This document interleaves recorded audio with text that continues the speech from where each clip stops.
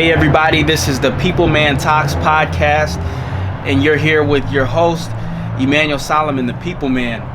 And I'm an interpersonal skills coach. I help professionals of color to high-performing professionals of color to promote and reposition through increasing their emotional intelligence. I do interpersonal skills coaching. You can check me out at Emanuel Solomon Training and Coaching. You can check out my social media. Check me out at Emanuel Solomon via YouTube, Emanuel Solomon Facebook, Emanuel Solomon, and also LinkedIn. You can find me there. You can also go to EmanuelSolomon.com. That's my website, and you can contact me directly there. Okay, so this is the People Man Talks podcast. This is episode 3. You don't know you emotionally. So we've been talking about you don't know you for the past few episodes. We went from you don't know you to you don't know you mentally. Now we're talking about you don't know you emotionally. And so we're gonna just touch on some of those areas to help professionals of color that are serious about promoting and repositioning their careers and their businesses on a whole nother level. So we're gonna get into that today. And so the first thing I wanted to talk about, man, is really this idea of emotional intelligence. And so many people really don't understand what it is. They don't know what emotional intelligence stands for, what the context of emotional intelligence is, and I'm gonna help you out a little bit with that today. Emotional intelligence, to just break it down, is really simple, but it has some complexities within that. So emotional intelligence is our ability to use emotion or to use the power of emotion to accomplish our goals. Okay, so emotional intelligence is our ability to use emotion effectively to accomplish our goals.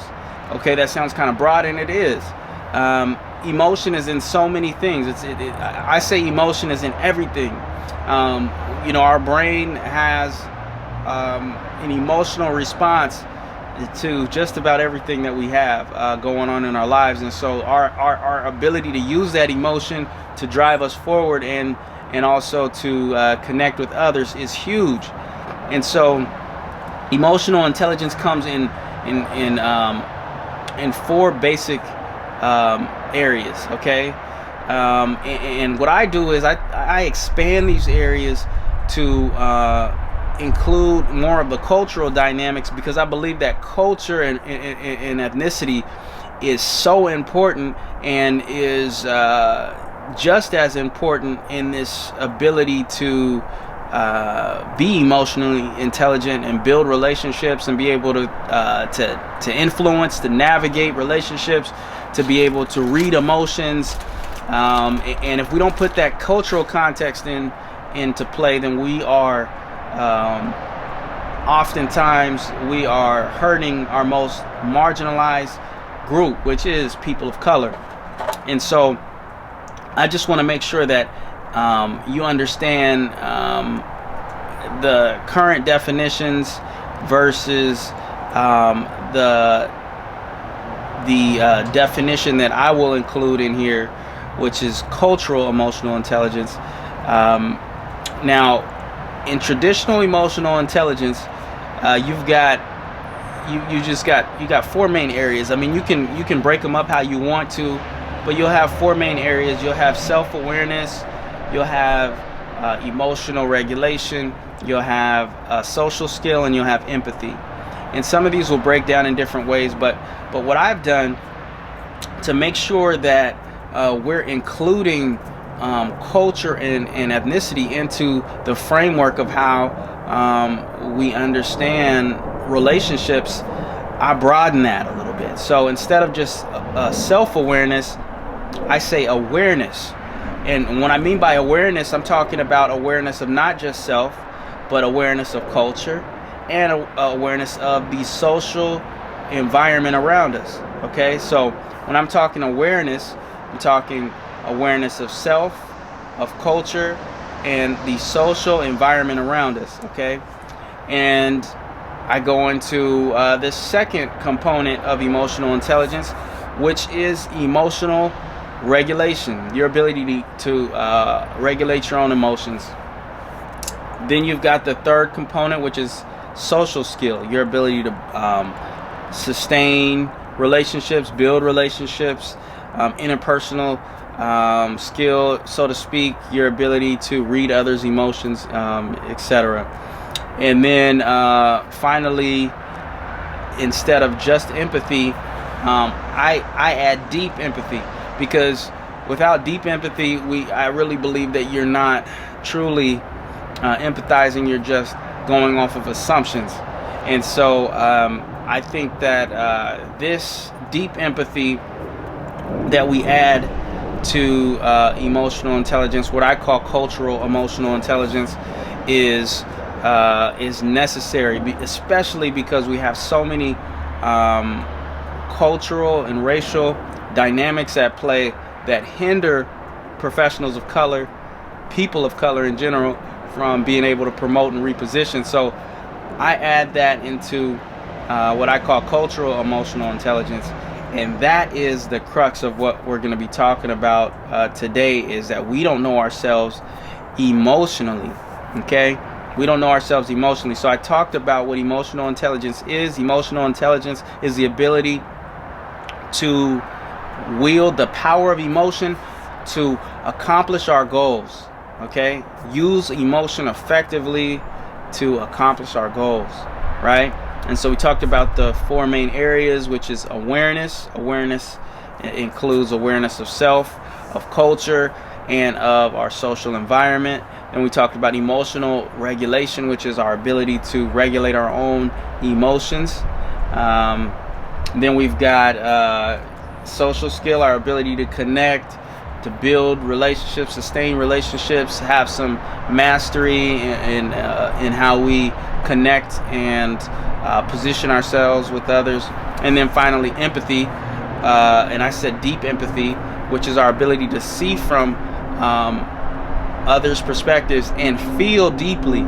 This is a crucial part of deep empathy, is to feel deeply what others feel, as well as see from their perspectives, so that we can actually move in that direction in how we behave. Now, that doesn't mean that you have to agree with somebody, but it does mean that you feel a deeper sense of where they're coming from, so that you improve your connection, so that you improve your ability to understand their emotions and see from their point of view, understand what motivates them, and be able to connect better. Because I'm the people man, and the people man is a connector.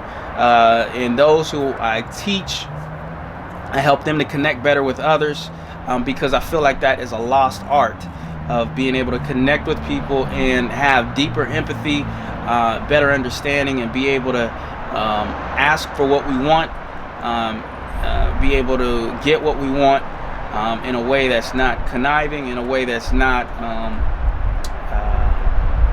manipulating or doing things in maladaptive ways or behaviors. Okay, so I'm talking about this concept, and I've been talking about we don't know ourselves, and the reason that we're not accomplishing what we need to accomplish is because we don't know ourselves. And one area that we really don't know ourselves is emotionally, and we can tell that that's a fact, and that's true based off of so much research that's been done.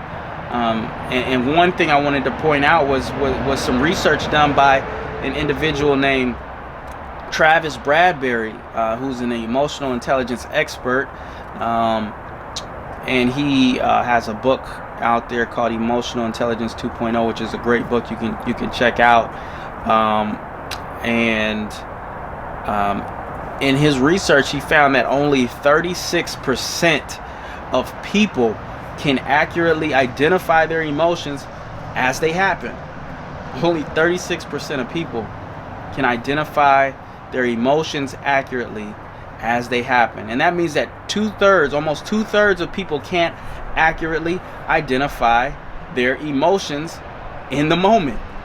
So that's crazy, right? So we got all these emotionally illiterate folks that don't understand what's going on the inside, and it's coming out on the outside. It's coming out in blown up relationships. It's coming out in being fired. It's coming out in misunderstandings, because we don't understand our own emotions, and we're getting hijacked. We're getting led by our emotions rather than being able to be in the driver's seat.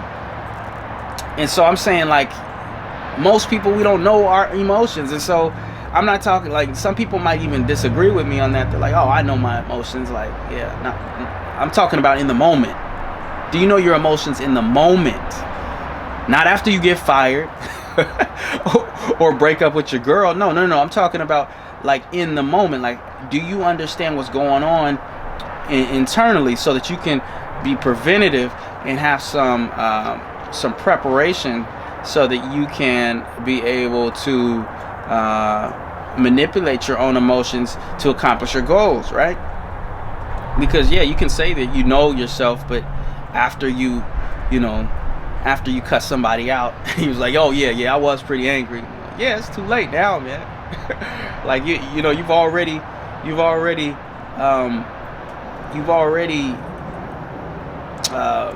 basically damaged the relationship, because you didn't know how you were feeling on the inside. You weren't able to label your emotions. You weren't able to understand what's going on, and so you were held captive by your emotions. So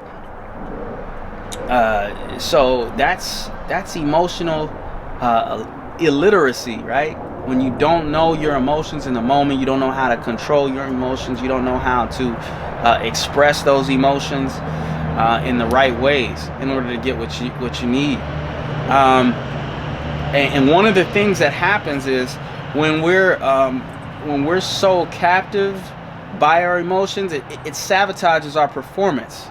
It sabotages our ability to get to higher levels, because we don't even realize it's going on. It's on a subconscious level. And so one way to really negate that is by creating more awareness. And we talked about awareness of self, awareness of culture, awareness of our social environment, and growing in those areas so that we can be more aware of what's going on the inside, so that it cannot take us captive. So it's really important that we understand what's going on below the surface. We talk about a lot of us have what we call surface level interactions on a regular basis. We do the hi and bye and how you doing, you don't really care, but you just keep on going. We do these surface level interactions, but we have to go below the surface. We have to go deeper. And we talked about mentally going deeper in a previous episode, but now we're talking about emotionally going deeper. And so Travis Bradbury, like I said, told us that basically we're not very self-aware. We're not very aware in general. 2/3 of people can't accurately identify their emotions in the moment. So that stems from a lack of awareness, and that's across the board in different areas. You'll find that in order for us to be able to accomplish anything of great value, we have to grow in our we have to grow in our awareness. We have to grow in our ability to understand what's going on. If we don't know the game that we're playing, then we're always going to be susceptible to getting played, right? And so our ability to grow in our awareness is going to help us to get to that next level. So not knowing how to recognize our own emotions, or not knowing how to recognize the emotions of others, that's another thing. If you have a significant other, we sometimes when we're talking about relationships with men and women, then we know that there's a lot of there's a lot of disconnects sometimes. There's a lot of disconnects in how we see the world. I mean, everybody sees the world differently, but men and women, we don't see the world the same. And a lot of times we're not reading the right emotions, and we're getting it wrong. We're getting it wrong, and we're messing up relationships. We're not able to promote in our careers. We're not able to get people to understand where we're coming from. We've said all the words, but nobody understands where we're really coming from emotionally, and we don't understand where they're coming from emotionally, and it's hurting us. It hurts our ability to get to the next level in our life. And so when we're talking about growing in our awareness, we have to know ourselves. We have to know who we are. And so that ability to be aware of what we do well, what we don't do well, is key. Also, being aware of culture. I think this is a huge area that dominant culture or white culture has not done a good job at, or not even an average job at, is that not knowing other cultures and not knowing how to connect with other cultures. And that's why you see so many different hostile work environments. You see so many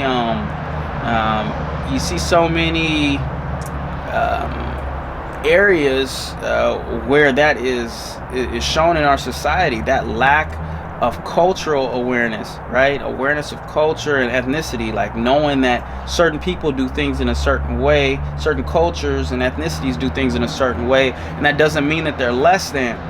But I think when we're talking about the whole scheme or the whole motivation of white supremacy is to put people, different cultural groups on a level, on a hierarchy, a social hierarchy, and that is distributed in our behaviors, and even behaviors in ourselves, and sometimes sometimes many professionals of color are operating in that in whiteness. We're operating through a white lens. We're operating through white psychology. We're operating through whiteness, and I'm not talking about a color.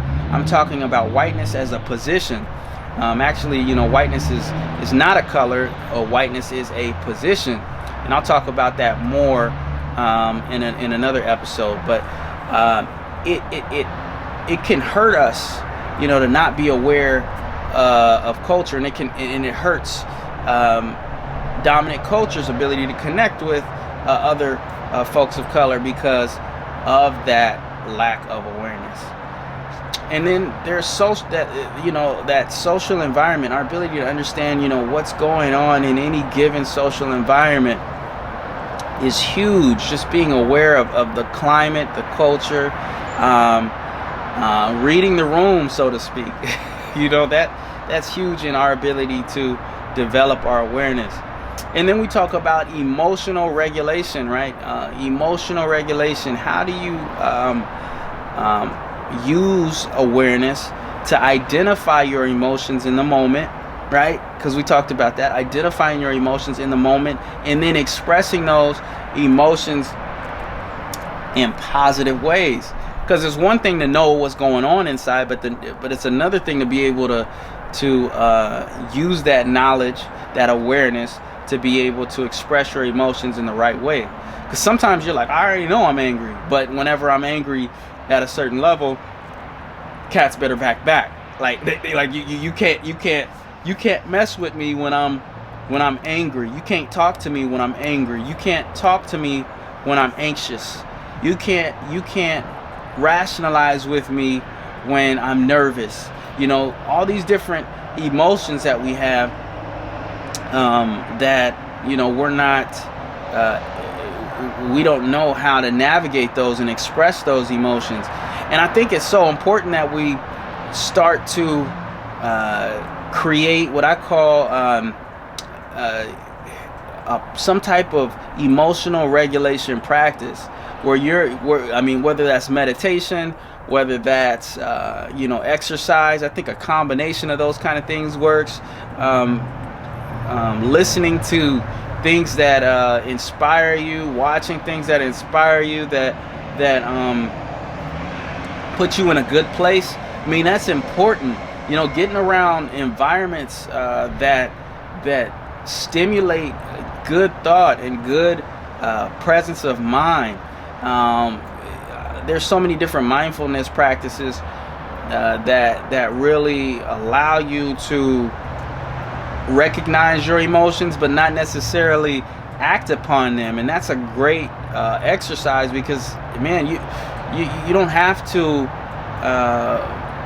be held hostage by your emotions. Okay.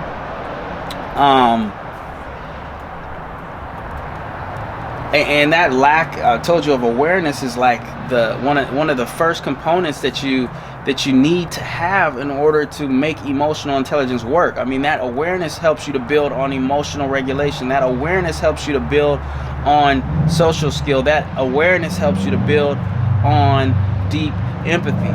So without awareness, we're just making a whole bunch of bad guesses. And a lot of us are doing that. We're just making a whole bunch of bad guesses. And sometimes we even, I guess I would say this, sometimes we even luck out to our own detriment. And what I mean by that is, like, we'll accomplish a certain level of success off luck. Like, we'll get the guesses right here. Or maybe we just have a lot of skill in one area, and our ability to connect and lead and influence others is poor. It's like we got to a certain level, but we didn't grow ourselves. We didn't grow our social skills. We didn't grow our ability to connect. We didn't grow our ability to understand our own emotions and be able to recognize others' emotions, to be able to motivate others and ourselves. That's that part of emotional regulation that's so important, is, can you motivate yourself? Do you know what emotions that you need to get to the next level? Because emotion is everything. I mean, it's key. And I'll talk about emotion in the brain in a minute, but man, emotion moves you. I mean, even emotion, it's a movement.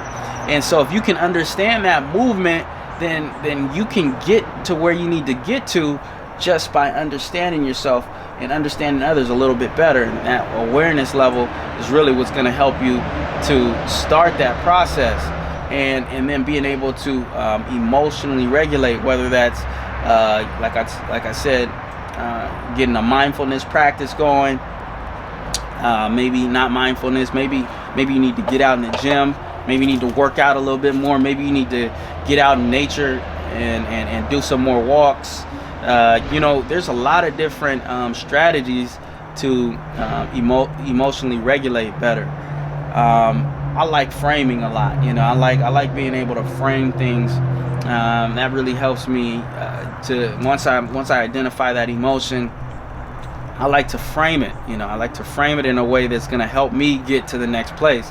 And knowing how to deframe it or to look at it in a different way to get me back to where I was before. So it's like I can manipulate the information in my mind to get me to that next place, and I can also manipulate it back to get to my original place I was before I framed it. So I'm not a slave to any type of thought process or emotion, and that's one type of emotional regulation tactic that I really like to use. So let's get into social skill, okay? Let's get into social skill, because social skill is, I think, the thing that most people really want to dive into, because they want to know how to influence, they want to know how to navigate, they want to know how to lead, they want to know how to negotiate with power and those kind of things. But social skill starts with the basis of understanding ourselves, right? With awareness and emotional regulation, and then it takes it a step further and says, okay, well, you can recognize your own emotions, but how well do you recognize the emotions in others? And then once you recognize the emotions in others, how do you use your communication skills to reach people at that level, or reach them at that emotional state that they're in? Because a lot of us, we're so self-focused that we project, how we feel so much in other people's circumstances, that we just lack empathy. We just lack that understanding of where they're at. And if we can't understand where they're at, then we're not going to know how to connect with them. And I really think social skill, that ability to read others' emotions, is one of the keys in social skill. Is that social awareness piece? It's like, okay, well, when somebody is feeling a certain way, how do I speak to that without triggering them? Because that's a key place. How do you change your tone? How do you change your communication style in order to be able to reach somebody where they're at?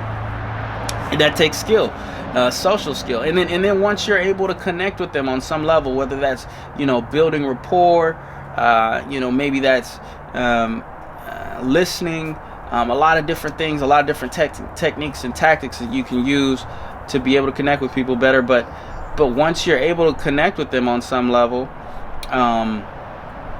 then how do you take that and influence them to get to a goal? That's leadership, right? Like, how do you motivate others to move to a goal, like to get them out of a tough position emotionally? How do you use your social skill to help them to get past that emotion, or be able to recognize that emotion so that they can get past that emotion? It takes a lot. These are all things that I'm growing in. I've been growing in emotional intelligence, in my emotional intelligence journey for the past 5.5 or so years. And so, just being able to realize my areas where I've been strong in the past, and I've built on, like, I've always been able to connect with people. Like, that hasn't really been a problem with me. But sustaining relationships, building relationships long term on a professional level has been something that I've had to continue to grow in and refine. And most people don't do that. They're not growing daily. They're not growing on a daily, monthly, or weekly basis. So their skills are the same skills that they had when they were just starting out. You can't expect your life to change if you don't change too, and sometimes that attention and that effort that you put in those areas that you really care about are going to pay off for you. And that's why I'm so much an advocate of personal and professional development. Like, you got to grow yourself. You can't expect the things that you did yesterday to matter today. You have to have that mindset and that standard. And it's hard to have sometimes. Sometimes it's painful to know that I haven't really grown that much in this area. And that's what that's what being a leader is all about, right? You gotta be what I say, you gotta be painfully honest with yourself. You gotta be one of my good friends, Nisa Bomahin, with I'm Not You. You guys got to check him out too. Amazing friend of mine, but he's kicking butt, taking names. And so he talked about ruthless evaluation, just being ruthless with yourself, so that life or others don't have to be ruthless with you. And that I think is a great stance to have. It's like, man, discipline yourself before others or life has to do it for you. Like, I don't want to be chastised harshly by someone else. I'd rather go and do that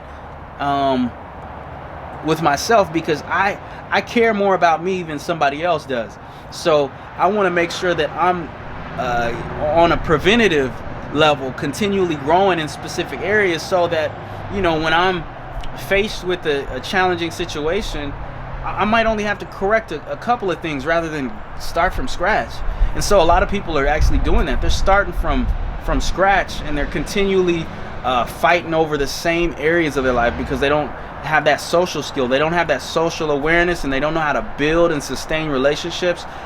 Or they have a little bit of social skill, but they don't really have a long-lasting type of character that allows them to have longer relationships, if that makes any sense. So some people will be able to like initially have some great rapport with people, but they can't sustain the relationship long term, and that requires social skill, really building those, maintaining and developing relationships, because your character kind of outlasts the relationship. And so we talked about social skill, and now we're going to move into deep empathy. Okay, empathy is something that people use, and it's so amazing, but I think a lot of people don't really understand it, and that's why I talk about deep empathy, which is a little bit different than just empathy. I think empathy has to do with understanding other folks' emotions and seeing from their perspective and being able to see from their point of view, but I think that deep empathy goes a little bit further, and deep empathy allows us to feel deeply what others feel. It goes a little deeper, and I think that's when we talked about awareness, that plays as a component to help us to have deeper empathy, because if we can understand people as a person, or you can understand people as human beings, and then you can also understand people culturally and ethnically, I think that you can connect with them on a deep level. And one really blind spot that I've seen in dominant culture or white culture is that they really don't understand people of color on a deep level, or feel how they feel, because they've always been in the position of whiteness, and that becomes a blind spot in order to actually connect with us and build relationships long term. And even when they are connecting with us, a lot of times it's connecting with us through this maladaptive or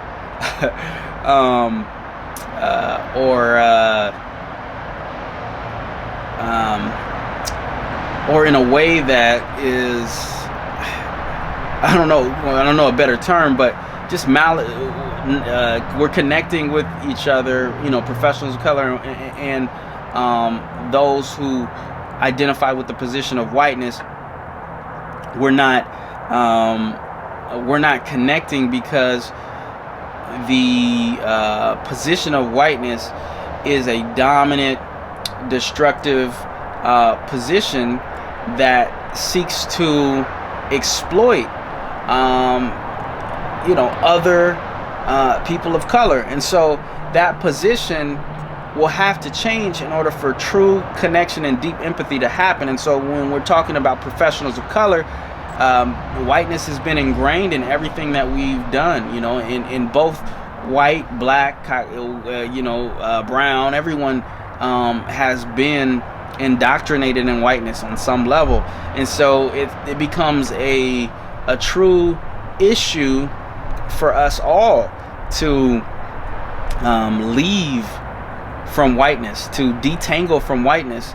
And that's going to help us to be able to connect on a cultural level, especially when we're talking about white, black, and brown, and trying to get away from the effects of white supremacy and how we connect as people.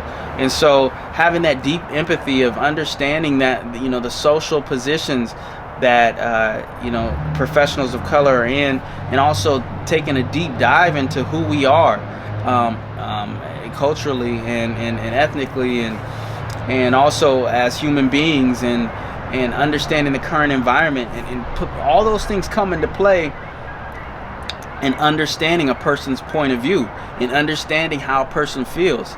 And that deep empathy, I believe, will help us to connect black, white, and brown, and be able to have some genuine love. Like love, I think is like is a byproduct, or no, I think empathy is a byproduct of love. And like when you really start to love others and really start to be genuinely curious about other people and their point of views and their lifestyle and their, even if you don't agree, I think empathy, one thing you can understand with empathy and has been talked about widely, is that you don't have to agree with somebody to empathize with somebody. That's not the point. You just have to leave from your point of view, your position, your feelings, your emotions, and you have to go in their seat as much as you can. All right, as much as you can. You need to take a deep dive into their point of view, their how they think, how they feel, how they see the world. And once you're able to do that, you're able to bridge some gaps, and you can connect with people so much easier. It becomes fun, it becomes exciting, and relationships just become so much more fulfilling when you can have deep empathy. Okay, so I'm gonna talk really quickly about emotional intelligence in the brain, and then I'm gonna go through a few emotions that we can be aware of. And I'm coming from this book,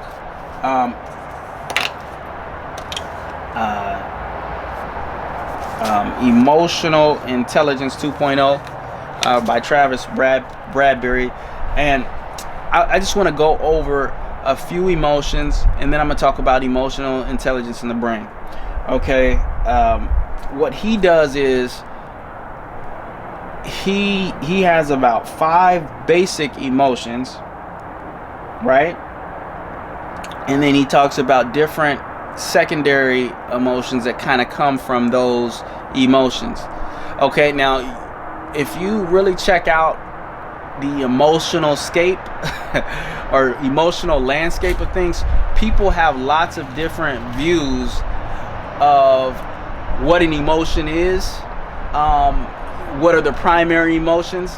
I mean, you'll get all kinds of emotions and all different categories of emotions, and they are kind of subjective. But in Travis Bradberry's, he kind of breaks it down and just gives us a basic understanding of some emotions. He has happy, sad, angry, afraid, and ashamed. And from those 5, he has different intensities of those particular emotions. Like from happy, he has high, medium, and low. So like a high happy emotion would be elated, excited, overjoyed. A medium would be like cheerful or gratified. A low would be glad or contented.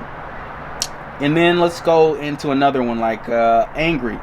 So a high intensity for angry would be like furious, enraged, boiling, right? And then medium, he said upset, mad. And then low would be perturbed or annoyed. So I'll probably give you guys I'll probably add this little motto. It might help you guys out on the video podcast. So if you go to YouTube, Emanuel Solomon, the People Man Talks podcast, you'll see it on my Emanuel Solomon page on YouTube, and I'll put this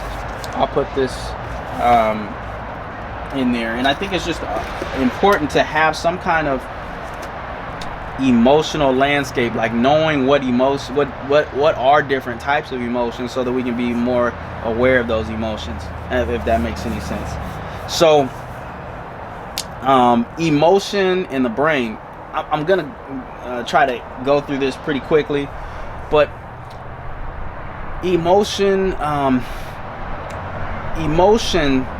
in the brain are it's exciting to me, because you get to see, how our brain works in different components. We talked a little bit about the brain and our mental our mental state in our last episode. But in this episode, I want to talk about the parts of the brain and how emotional intelligence works in a general sense, okay? So before we talked about the what we call the primitive brain, right? And then we talked about the reptilian or the primitive or reptilian brain, and then we talked about the amygdala, which is right I guess on the outside or outer fringes of the primitive brain, which is the limbic system. The limbic system houses what we call the amygdala or emotional brain, right? That's where our feeling and emotion comes from. And then we've got our cortex, right? You got that cortex, that spongy outer layer of brain tissue, and then the neocortex, which is the or prefrontal cortex, is the thinking, rational, logical part of our brain that breaks down information on a deep level. And so we've got the emotional brain, the amygdala. You've got the prefrontal cortex, which is the thinking, logical brain, and then you've got your reptilian brain, or primitive brain, which basically is always looking for threats and rewards, right? In the amygdala, because it's so close, it acts in a similar fashion. It is also looking for threats and rewards as part of its normal process. And so when we start to understand emotion, how is emotion taken in? Well, it's taken in through the senses, right? We have senses. We have our senses of touch and smell and taste and all these different senses that we have. That's how we take in our world. That's our worldview. That's our perspective, right? And so this information that we're taking in all the time, we basically take in pieces of that. We take in pieces that matter most to us. And so what that amygdala does is it takes in, it looks for threats and rewards, and it adds value to some of those things. So let's say you saw something on the street that looked like a snake. All right, that amygdala is going to send your body into what's called a fight or flight mode to make sure that you're ready for that threat, right? So the amygdala can basically hijack the whole system and let you know, like, hey, we need to run, we need to fight, we need to flee. And that amygdala is so important because it's not just for threat response, but it weighs the importance of things. It adds priority to the things that we deem as important, right? I mean, the intensity of our emotion has to do a lot with how we value something. And so when we're taking in the world, we first get an emotional response. So the emotional side, the emotional brain, is able to get that picture first. And it's really important because the logical or rational part, we call the prefrontal cortex, that gets the information after the amygdala, after the emotional brain. So you get a emotional response before you get a logical one. It's just point blank. So you like, a lot of people don't understand that. I'll probably have a visual of this, but basically we're taking in the world through our senses, and the information goes basically to our brain centers, right? And that brain center, the base of the spine, is where all that information starts. Then it moves to the primitive brain in amygdala, right? Then it moves to the logical, rational parts of our brain, that neocortex. So you're not getting a logical response first. You're gonna get an emotional response first.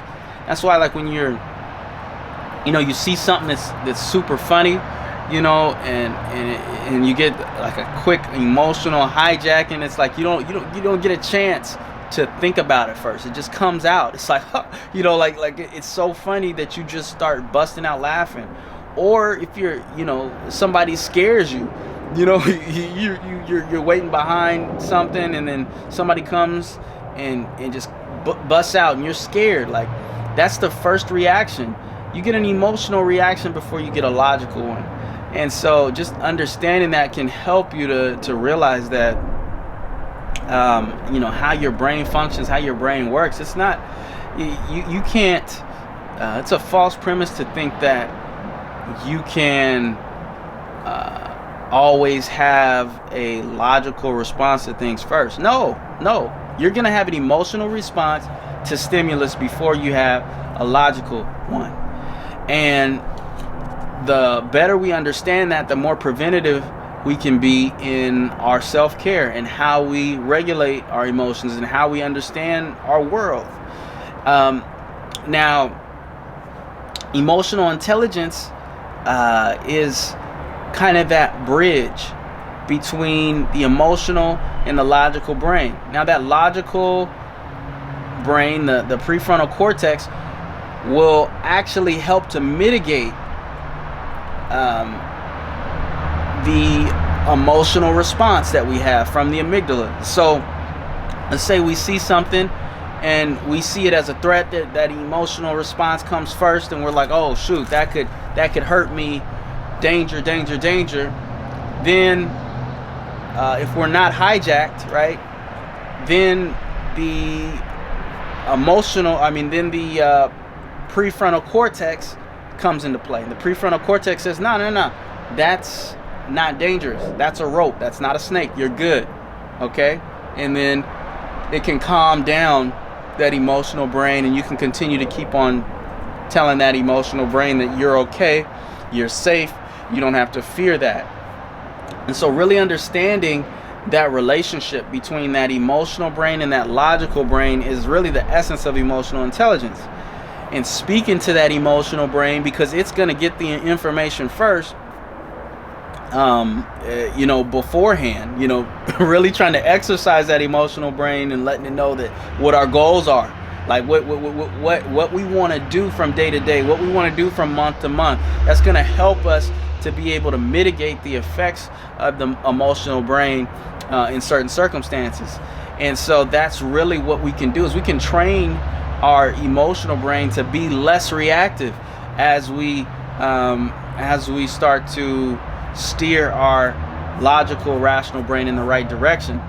So, man, this is just some good stuff I wanted to give you guys, because really, man, we don't know ourselves, and the only way that we're going to accomplish the goals that we want professionally and personally is if we start to know ourselves. And we need to know ourselves emotionally, and we need to have more context to our emotions. We need to know how we feel. We need to know our emotional state at all times, as much as we can.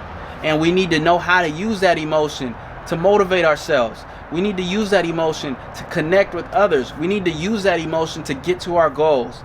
All right, so this is emotional intelligence at its finest. And we need to be able to know ourselves emotionally to get there. One of the things that I didn't mention, and this is one of the most important things that you can understand as a professional, is that, and this was research done by Travis Bradberry, an emotional intelligence expert. He said in a study, he surveyed all kinds of professionals in all different industries, all different arenas, and he found this to be true. This is an extensive study he found to be true. He said that emotional intelligence, was the highest predictor of success among all job categories at all levels. All job categories at all levels. It's the most important for your success, for my success, right? Professionally and personally, it does not matter. Emotional intelligence is it. And not only that, but But what was that? There's another stat I remember that people that have high EQ make I think it was over $1,000 more. I gotta make sure. Let me make sure because I don't want to give you guys the wrong information. What was that stat, man?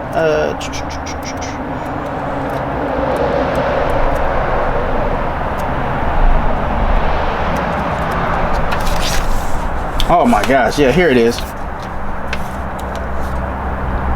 People with high EQs or high emotional intelligence make more money on average. Tell you how much more. $29,000 more per year than people with low EQ. Let me say it again. People with high EQ or high emotional intelligence on average make more money, $29,000 more per year than people with low EQ. The link between EQ and earnings is so direct that in every point, every emotional intelligence point increase in EQ adds to $1,300 to an annual salary. And that was research done by Travis Bradbury and Gene Greaves from Emotional Intelligence 2.0. So I just want to let you guys know that the steps, the catalyst to your success is housed in knowing yourselves emotionally. You don't know you emotionally. All right, y'all.